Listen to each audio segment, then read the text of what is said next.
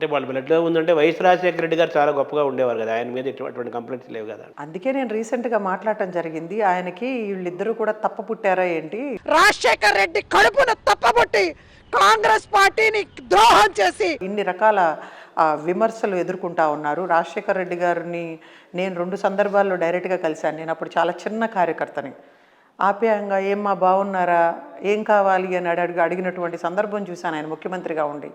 అటువంటిది వీళ్ళు ముఖ్యమంత్రులు కాకముందు గర్వంగా ఉండేవాళ్ళు, ముఖ్యమంత్రులు అయిన తర్వాత అసలు సామాన్యుడికి అందుబాటులో లేనటువంటి పరిస్థితులు. జగన్మోహన్ రెడ్డి గారు అయితే ఏనాడు తాడేపల్లి ప్యాలెస్ బయటకు వచ్చినటువంటి సందర్భాలే లేవు. ఎప్పుడు బటన్ నొక్కుతూ ఉంటాడు అక్కడ కూర్చుని. అదే ప్రజలకు మేలు చేస్తున్నాను అని చెప్పి ఒక అపోహలో, ఒక భ్రమలో బ్రతికాడు ఆయన. అందుకే ఈ రోజున ఈ రిజల్ట్ ఈ విధంగా వచ్చింది.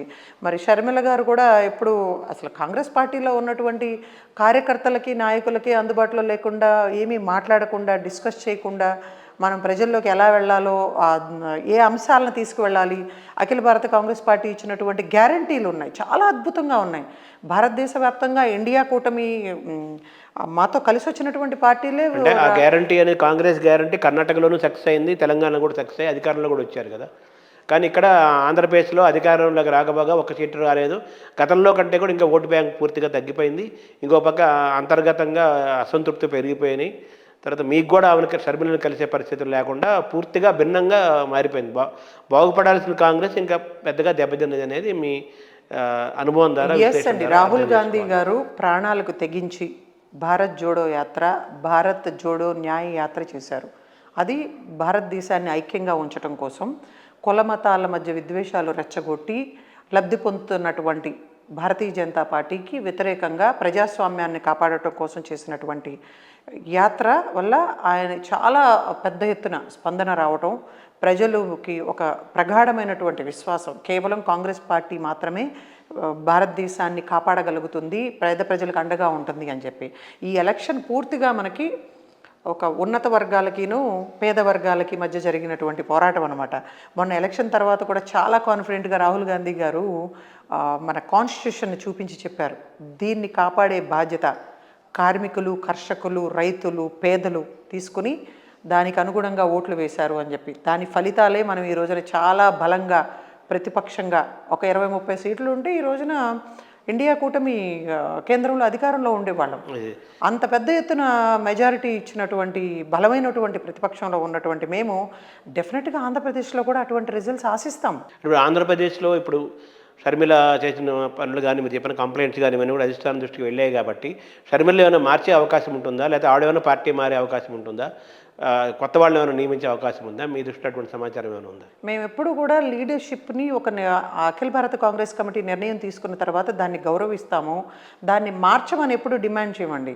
ఈ వ్యక్తులు వాళ్ళ పర్సనల్ ఎజెండాలను పక్కన పెట్టి పార్టీలో మాకున్నటువంటి అంతర్గత ప్రజాస్వామ్యం ఎప్పుడు ఉంటుంది కాంగ్రెస్ పార్టీలో, దానికి అనుగుణంగా అందరితో కలిసిమెలిసి ఒక మంచి కమ్యూనికేషను, ఒక కోఆర్డినేషన్తో పనిచేయాలి అని చెప్పి మేము బలంగా కోరుకుంటా ఉన్నాం. అంటే షర్మిల ఇదే పదవిలో ఆంధ్రప్రదేశ్లో అధ్యక్షురాలుగా కాంగ్రెస్లో కొనసాగే అవకాశం ఉందా? ఆవిడ తప్పిస్తారా? ఆవిడ తప్పిస్తే ఏమైనా లాభం జరుగుతుందా పార్టీకి? మీరేం అభిప్రాయమిస్తారు? ఆమె మారితే బాగుంటుందని అందరూ కూడా మార్పు కావాలి, కాంగ్రెస్ రావాలి అని కోరుకున్నారు. ఆమె ఆలోచన విధానంలో, ఆమె నడవడికలో మార్పు రావాలి. ఆ మార్పుతో అయినా కానీ ఆంధ్రప్రదేశ్లో కాంగ్రెస్ కమిటీకి ఒక మంచి ఆర్గనైజేషన్ ఏర్పడుతుంది అని చెప్పి కోరుకుంటా ఉన్నాం. అంటే ఆవిడని మార్చకపోయినా ఆవిడ మారాలంటారు. ఆవిడ మారినా మేలు జరుగుతుందని ఒక విశ్వాసం మీకు? డెఫినెట్గానండి. ఇంకా 5 ఏళ్ళు టైం ఉంది ఎన్నికలకు. 2024, 2029 దాకా ఎన్నికలు లేవు. ఈ 5 ఏళ్ళు పార్టీని మీరు ఏ విధంగా ఆంధ్రప్రదేశ్లో పార్టీని కాపాడుకుంటారు? ఇటువంటి పరిస్థితుల్లో ఇంకా ఛాలెంజ్ కదా మీకు. ఎలా చూస్తున్నారు కాంగ్రెస్ భవిష్యత్తు పట్ల ఆంధ్రప్రదేశ్లో? సార్ మీరు చూడండి, ఈ రోజున ఆంధ్రప్రదేశ్కి కావాల్సింది ప్రత్యేక హోదా, విభజన హామీలు, రాష్ట్ర అభివృద్ధి.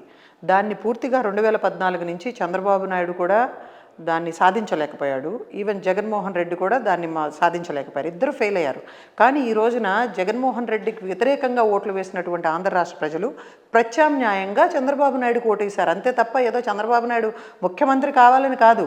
ఇప్పటి కూడా మీరు చూస్తూ ఉన్నారు, కేంద్రంలో మైనారిటీ గవర్నమెంట్ ఏర్పడింది. దానికి బీహార్ నుంచి నితీష్ కుమార్ గారు, ఆంధ్రప్రదేశ్ నుంచి చంద్రబాబు నాయుడు గారు మద్దతు ఇవ్వటం వల్ల ఈ రోజున కేంద్రంలో మోడీ గారు 3వ ప్రధానమంత్రి కాగలిగారు. కానీ బలమైనటువంటి డిమాండ్ని వీళ్ళిద్దరూ కూడా పెట్టవలసి ఉండాల్సింది. ఆంధ్రప్రదేశ్కి ప్రత్యేక హోదా ఇస్తేనే మేము మీకు మద్దతు ఇస్తాము అని చెప్పి చంద్రబాబు నాయుడు గారు మాట్లాడి ఉంటే నిజంగా చరిత్రలో ఒక మంచి స్థానాన్ని, ఒక గుర్తింపుకి ఆయనకు వచ్చి ఉండేది. అంటే ఇప్పుడు ఒకప్పుడు అంటే మోడీ బీజేపీ వ్యక్తిగతంగా మెజార్టీతో ఉన్న సొంతంగా బలంగా ఉంది కాబట్టి మిగతా పార్టీలు ఆయనలో ఆ పార్టీల్లో ఉన్న మిత్రపక్షాలు కూడా బలహీనంగా అయిపోయారు, మాట్లాడలేకపోయారు. ఇప్పుడు ఆయన వాళ్ళ బలం తగ్గింది, వీళ్ళ బలం పెరిగింది కాబట్టి ఇప్పుడు ఆంధ్రప్రదేశ్కి ప్రత్యేక హోదా వచ్చే అవకాశం ఉందని విశ్వసిస్తున్నారు మీరు? ఉంది కదండి, అది ఆ డిమాండ్ ప్రతిపక్షం కూడా సపోర్ట్ చేయాలి, మీరు కూడా సపోర్ట్ చేస్తారు కదా. ఇప్పుడు అందుకే కదా ఈరోజు చెప్తా ఉన్నాం మేము, ఆంధ్రప్రదేశ్కి ప్రత్యేక హోదా విభజన హామీలు మొట్టమొదటి సంతకం చేస్తాము ఇండియా కూటమి అధికారంలోకి వచ్చిన వెంటనే అని రాహుల్ గాంధీ గారు చెప్పారు. దానికి కట్టుబడి ఉన్నామని చెప్పారు. మేము అనౌన్స్ చేసినటువంటి గ్యారంటీలు అన్నీ కూడా అమలు చేస్తామని చెప్పి చాలా కాన్ఫిడెంట్గా చెప్తా ఉన్నారు. ఇప్పుడు ఇటు జగన్మోహన్ రెడ్డి గారు ఏం చెప్పారు? దేవుడి దయతో అయితే మనకు రావాలి, మనం ప్రశ్నించలేనటువంటి పరిస్థితిలో ఉన్నాం, పూర్తి మెజారిటీ ఉంది మోడీ గారికి. ఇప్పుడు ప్రశ్నించే పరిస్థితి వచ్చింది కదా. ఇప్పుడు ప్రశ్నించే పరిస్థితి వచ్చి కూడా ప్రశ్నించలేనటువంటి దౌర్భాగ్యమైన పరిస్థితిలో చంద్రబాబు నాయుడు ఉన్నాడు. కేవలం మంత్రి పదవులు తీసుకున్నాడు, ఏదో స్పీకర్ కావాలి అని కోరుకుంటా ఉన్నాడనే కానీ ఎక్కడైనా మనకి ప్రత్యేక హోదా ఇవ్వాలి ఆంధ్రప్రదేశ్కి అని చెప్పి ఆయన మాట్లాడింది బయటకు వచ్చిందా? ఇంకా ఎంతో కొంత బీహార్ ముఖ్యమంత్రి నితీష్ కుమార్ గారు ప్రత్యేక హోదా అమలు చేయాలి అని చెప్పి మాట్లాడారని చెప్పి కనీసం మనం మీడియాలో చూస్తూ ఉన్నాం. అంటే ఆ ధైర్యం కూడా చేయలేకపోతున్నాడు చంద్రబాబు నాయుడు. పైగా సిగ్గు లేకుండా రేపు ఆయన ప్రమాణ స్వీకారానికి మోడీని కూడా తీసుకొస్తా ఉన్నాడంట.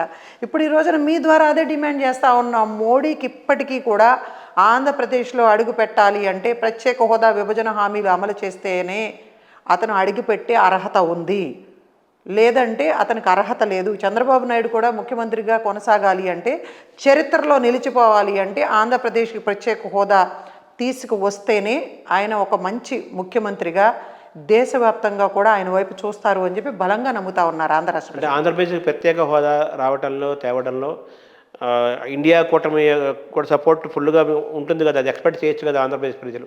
అసలు మాట్లాడతానే కదండి మేము సహకరిస్తా ఉన్నాం, ఇంతకు ముందు కూడా చెప్పాం. ఇప్పుడు అవకాశం వచ్చింది మీకు, ప్రతిపక్ష బలం పెరిగింది. అందుకే మేము అడగమని కోరుతా ఉన్నాం చంద్రబాబు నాయుడు గారిని. మీరు మంత్రి పదవులు తీసుకోవటం కాదు, ప్యాకేజీలకు ఒప్పుకోవటం కాదు, ఈ రోజున ఏదో మీరు చేసేటువంటి ఆయన ఒక ఈవెంట్ మేనేజర్ అనమాట చంద్రబాబు నాయుడు గారు. మంచిగా చాలా అంత షో ఇవన్నీ ఆర్గనైజ్ చేస్తాడు. రేపు ప్రమాణ స్వీకారం కూడా మోడీ గారిని కానీ ఇంకా ఇతరత్ర చాలామంది రాష్ట్రాల నుంచి ఆహ్వానిస్తూ ఉన్నాడంట. దీనివల్ల రాష్ట్రానికి ఏమి ఒరగదు, మనకు వచ్చే లాభం ఏమీ లేదు. కేవలం ఆంధ్రప్రదేశ్కి ప్రత్యేక హోదా వస్తేనే అమరావతి రాజధానిని అనుకున్న స్థాయిలో అభివృద్ధి చేయగలుగుతాము, రైతుల త్యాగాలని మనం గౌరవించిన వాళ్ళం అవుతాము, వైజాగ్ స్టీల్ ప్లాంట్ని అమ్మకుండా అడ్డుకోవాలి, మళ్ళీ పోలవరాన్ని పూర్తి చేయాలి, ఆంధ్రప్రదేశ్కి వెనకబడిన ప్రాంతాలన్నిటికీ కూడా ప్రత్యేక ప్యాకేజీని అమలు చేయించాలి, అండ్ కడప స్టీల్ ఫ్యాక్టరీని దాన్ని నిర్మాణం జరగాలి, మనకి మంచి పరిశ్రమలు అవన్నీ కూడా రావాలి అంటే పెద్ద ఎత్తున మన బిడ్డలకి ఉద్యోగ అవకాశాలు కలగాలి అంటే విద్యా ఉపాధి అవకాశాలన్నీ కూడా అమలు కావాలి అంటే ప్రత్యేక హోదా ఇస్తేనే కదా మనకి ఇవన్నీ వచ్చేది. సో ప్రత్యేక హోదాకి కాంగ్రెస్ రాహుల్ గాంధీ మాట ఇచ్చాడు కాబట్టి కట్టుబడి ఉన్నారు, మీ వైపు నుంచి మీరు పోరాటం చేస్తారు. అలాగే మీరు అన్నట్టుగా ఆంధ్రప్రదేశ్ ప్రత్యేక హోదా, అలాగే అమరావతి రాజధాని అభివృద్ధి జరగటము, స్టీల్ ప్లాంట్ తరలి వెళ్లకుండా ఉండటము, మిగతా ఏవైతే విభజన హామీలు ఏమేమి ఉన్నాయో అవన్నీ కూడా కేంద్రం నుంచి మీరు తెప్పించుకోవడానికి మీరు కేంద్రంలో బలంగా ఉంది కాబట్టి ప్రతిపక్షము మీరు పోరాటం చేసి ఆంధ్రప్రదేశ్కి జరిగే మేళ్ల కోసం మీరు చేయాల్సినంత మీరు చేస్తారని మీరు చెప్తున్నారు. 100% అండి. రాహుల్ గాంధీ గారు, సోనియా గాంధీ గారు ఎట్టి పరిస్థితుల్లో నరేంద్ర మోడీని నిద్రపోనివ్వరు. ఈవెన్ మేము కూడా ఈ రోజున ఆంధ్రప్రదేశ్లో అయిపోయింది, ఇంకా జగన్ శకం ముగిసిపోయింది, జగన్మోహన్ రెడ్డి కోలుకునే పరిస్థితిలో లేడు, ఆ విధంగా రిజల్ట్ వచ్చింది, ఆంధ్ర రాష్ట్ర ప్రజలు తిప్పుకొట్టారు.